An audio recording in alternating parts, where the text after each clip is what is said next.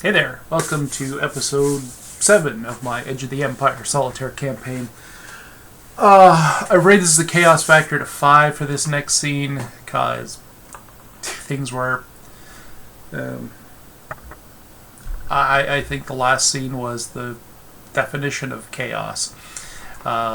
Things went bad from the get-go.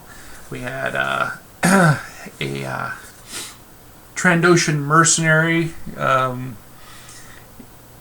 employed by Jabba the Hutt, but actually planning on betraying Jabba. Again, not part of something our main character has any clue about, but Captain Jax, Kellen, and Professor Thalos Vexar arrive back at Docking Bay 56. Jack's going to hand things off. Things were feeling a little too easy, so I wanted one more problem. And the problem became a rather massive one here because Grax just using Mythic, we determined that Grax had already kind of entered the ship, took Kay hostage, that's our Ewok companion here, and was planning on taking it out basically planning on taking the cargo when Jax and the Professor arrive. So he basically kind of holds poor Kay at the wrong end of a blaster rifle, and when Jax arrives, he basically kind of pushes Jax into helping him take the cargo off the ship. At which point, Grax, the Trandoshan mercenary here, is kind of taken aback a little bit when he sees Professor Vexar in the docking bay. There's that little bit of a tension, that's pulled away from Jax, who decides this is the best time to kind of just go for it. He drops the cargo, draws his blaster, which actually I do need to just kind of grab this because I like having this prop. Quick draws his blaster, spins around, jams the blaster into Grax's stomach, and pulls the trigger. Unfortunately, our Trandoshan mercenary is wearing a little bit of body armor, and each hit is like doing very small amounts of damage, and he's got a wound threshold of 50. Basically, for the most part, he's taking two actual wounds per hit. Once Jax is wounded again, hit in the shoulder again. Actually, you know what? I think I even did it right there. That's the same damn shoulder where he got blasted on Nar Shaddaa. Jax finally realizes things are not going to go well. He needs help. He and Professor Vexar have already kind of taken cover behind a repulsor lift, and now he makes a dart for the door, hits the button to open the door, and runs out into the spaceport, calling for security, who arrive, give Grax a chance to stand down, but he doesn't, and he just continues blasting about. He's an angry Trandoshan. Kills one of the security detail pretty much immediately, wounds another one, and Jax joins in with his temporary allies, who are unlikely to stay allies for long here. Joins in with the allies, blasting at the Trandoshan, taking shots. Jax hurts him a little bit, sure. It's the security detail that end up wounding him as well. At which point he's now suffered more than half of his wounds and damage. And there's probably more security out there. Grax isn't stupid. He's just an angry Trandoshan hired gun mercenary type. Realizes he's kind of maybe went a little too far with this, and takes the opportunity to surrender. Our next scene that I kind of see, I'm just going to pop over here because I'm kind of keeping track of all this. Our next scene that I see happening will be scene number 10 in the Nar Shaddaa job. And what I'm thinking of is this is going to be like a security investigation into the incident. Again, they've got a dead security guard and another wounded one, and a lot of blaster fire in a docking bay, as well as a box kind of sitting in the middle of this docking bay between the door and the ship. It doesn't take a genius to figure out that, hey, maybe that there's something going on here. Again, there's a lot of shady stuff that goes on here. So first thing first, we gotta I've increased the chaos factor to 5. Gonna make our roll just to see kind of whether everything happens as expected. That's a 2. So with a 2, that means there's going to be a change to the scene, and that means there's going to be an interrupt. Alright, so we're going to need a random event here. Let's get to our random event tables here. An interrupt scene.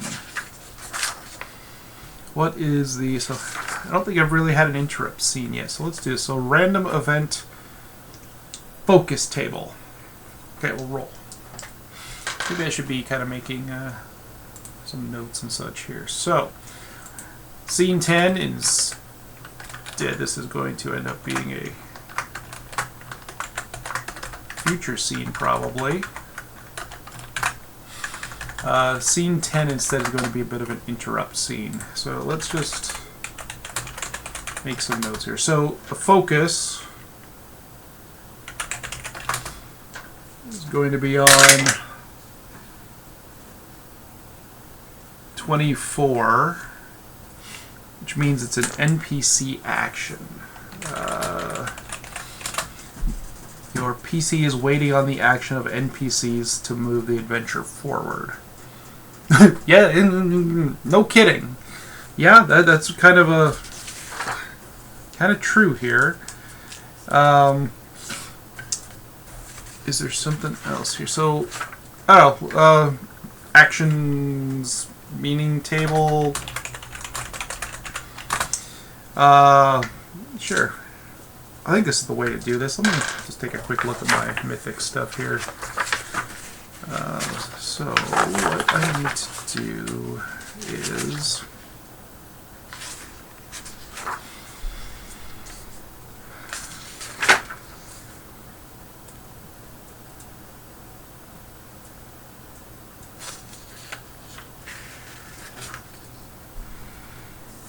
generate a random event, use that as the basis for the start of the scene. Okay, well, let's just roll. Meaning tables. 57 is inspect.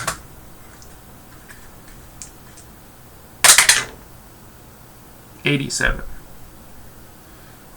Surprise. Oh, shit. Okay, so I'm thinking the investigation. So you know what? We can still call this the investigation, but it's going to be slightly different, I believe. So we need so during the investigation, there's going to be, I believe, there's going to be some kind of a surprise. So what could be the surprise here? Because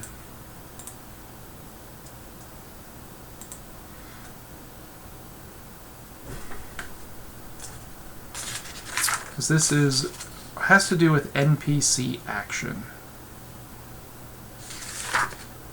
What would be the most surprising thing right here? The most surprising thing might be that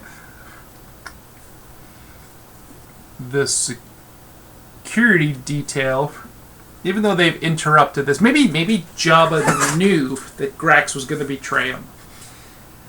And so the security detail being there has been told, you know, if something goes wrong, go ahead and... better yet, the security detail is going to wait for Grax to take hold of that cargo and then shoot him down or otherwise kind of detain him and take the cargo from him and deliver it to Jabba. There we go. The security detail is corrupt and takes the cargo. I think that right there is the surprise. So even though it's kind of said an interrupt scene, I think this kind of works more as a... I think this works more as like a slightly modified scene. Really, that's the way this kind of come across, and that's fine. So yeah, that I think is kind of where we're at. So Jax. So here we go. So here's what happens. Jax steps foot into the docking bay. As the three remaining security detail, like the three remaining security officers, have the Trandoshan now down on his knees, hands up behind his head, and they're shackling him. Cuffing him basically. Shackling him behind his back. Two of them are standing there with their blasters drawn, pointing down at the Trandoshan as the third one basically cuffs Grax, and then they kind of push him down onto his belly.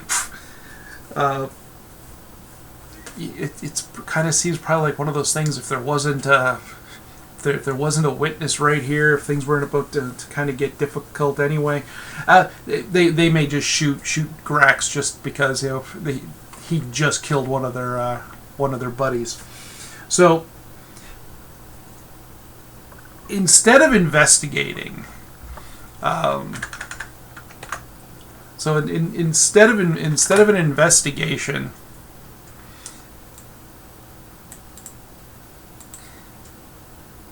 Actually, let's just kind of fix this here. So the Mos Eisley Spaceport.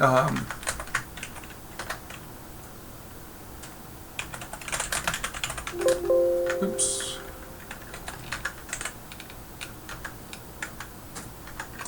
It's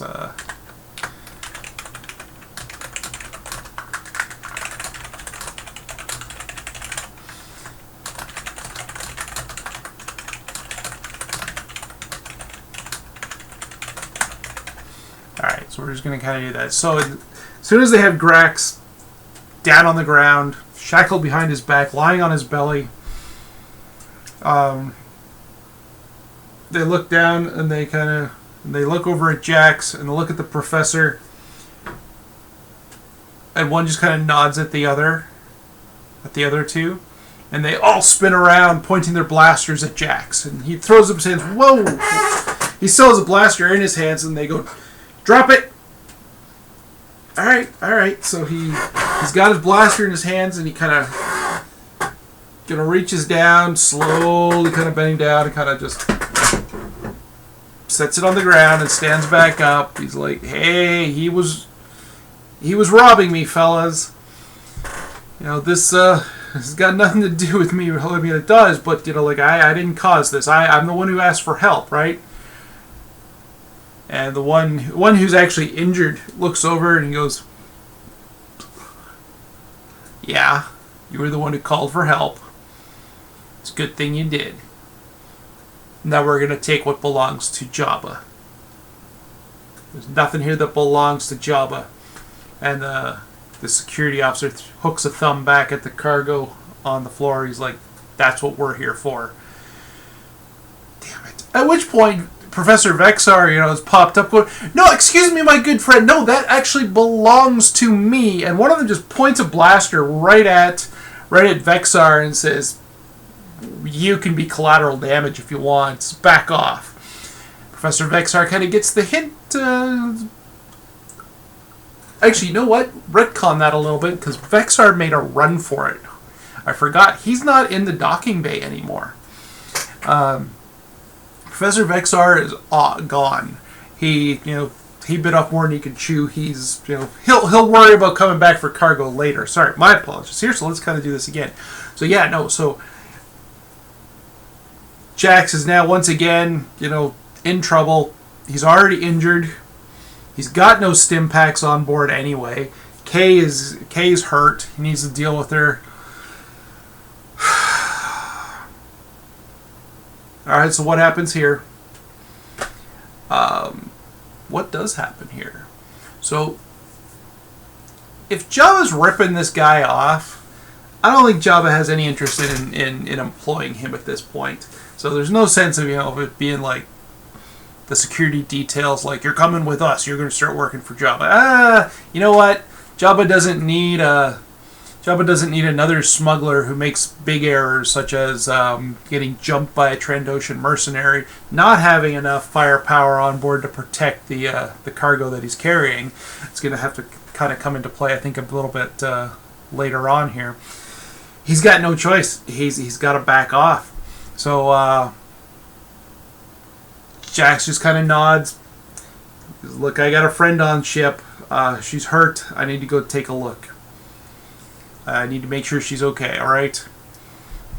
At which point, the two of the security guys, the two who are not injured, are actually picking up the case between them and starting to head for the door. And Jax is just fuming, but he's got nothing that he can do. And the last one who got blasted by the Trandoshan just kind of got winged as he kind of turns and follows the other two out the door. Don't be following us now. You're better just to get off Tatooine. And Jax just kind of keeps his hands up, watches him go, and leaves. At which point he goes in to make sure Kay is okay. And she is. But he just lost his cargo. The Trandoshan's just shackled there. They didn't even really care about him. They just left him. But of course there's going to be more security guards around very shortly. These guys still are security. So here we're just going to kind of wrap this scene up. So,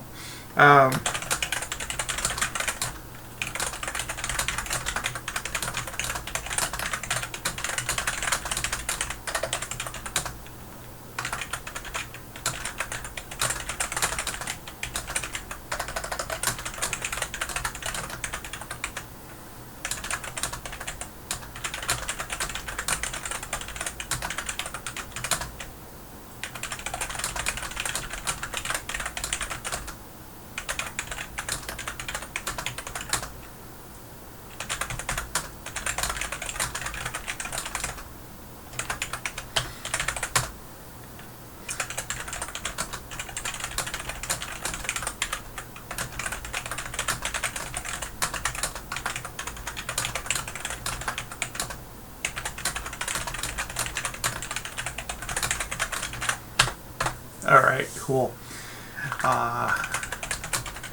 Scene 11. Jax was definitely not in control there. That was messed up. So we're going to move on. We're going to call that now Chaos Factor 6. Move this back. Chaos Factor 6. Alright. I'm going to kind of add to the character list Jabba the Hutt, Crime Syndicate, because even though Jabba wasn't involved directly, he still was. He still was kind of involved. So Jack's got a decision to make. One, delivering the goods to Tatooine. This thread is all screwed up. He's now going to be in big trouble. So what's the deal here? So is he going to just kind of let the goods go? Is it worth kind of going up against Jabba the Hutt? He's thinking he's just screwed. This went over. This did not go well. He's going to have to come back for this at some point in the future. So deliver the goods to Tatooine.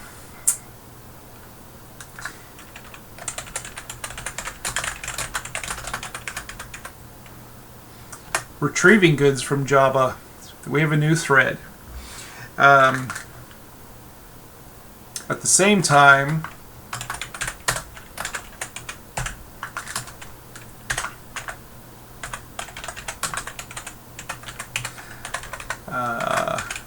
he now owes Vex 30,000 credits. Sorry, that shouldn't be quite right, but I'm sure that's how Vex is going to kind of see it. They were worth 20, he was being paid, so technically speaking, that's what he now owes Vex. So, I don't know where to go from here. Scene 11. A few days later,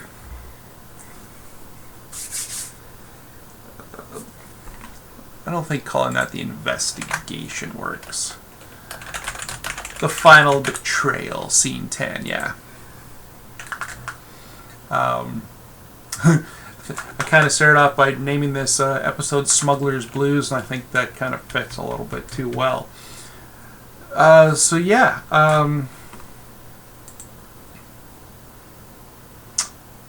real question is going to be kind of where things go from here, and I think I'm gonna need some thoughts about that. I think we're gonna kind of end just with this one scene here, and a very short, a very short session of 20 minutes or so. So I think kind of next time we're going to be switching over to either we're going to continue the Nar Shaddaa job and try our best to make this work, at which point Jax is going to attempt to retrieve the goods, or Jax is gonna cut his losses. I'm gonna take some time just to think about this. Either way, basically, it's like either the goods are retrieved, or he's gonna owe Vex a good chunk of cash, and I'm probably gonna call that a new obligation. Obligation is kind of a weird thing here, right? So, but over here, this doesn't really let me add a third obligation in here, but I'm sure I can make that work.